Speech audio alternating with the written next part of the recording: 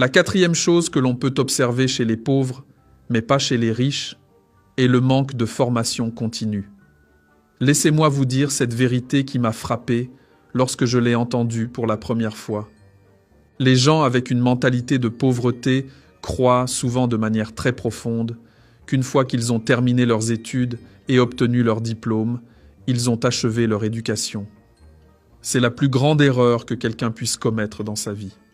Le résultat est qu'on observe chez la population à très faible revenu une absence ahurissante de formation continue.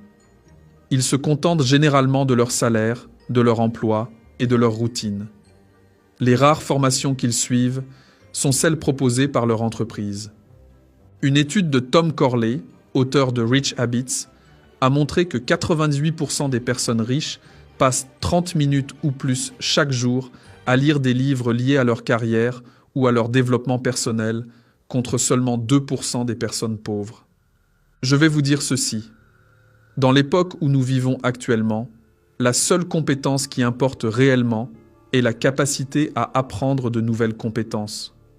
Autrement dit, la capacité à se former continuellement.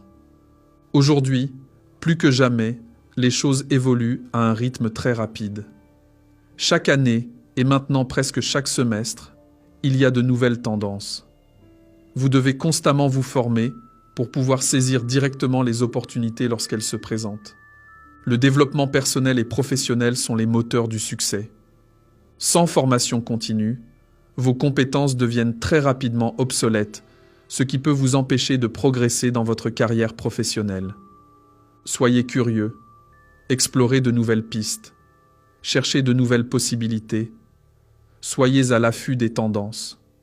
Formez-vous continuellement dans les domaines qui ont le plus de valeur pour les gens.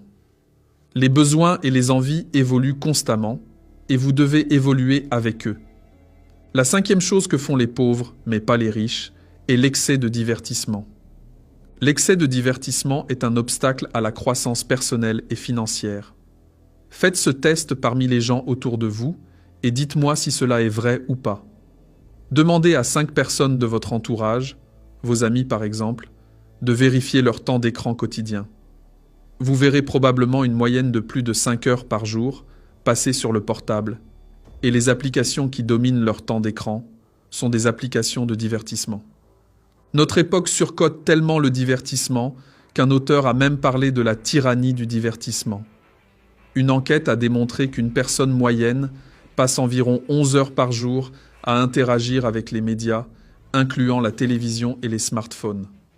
Que ce soit la télé ou les téléphones portables, on consomme la chose la plus précieuse que nous avons, à savoir notre temps, sur des choses qui, au fond et honnêtement, n'en valent vraiment pas la peine.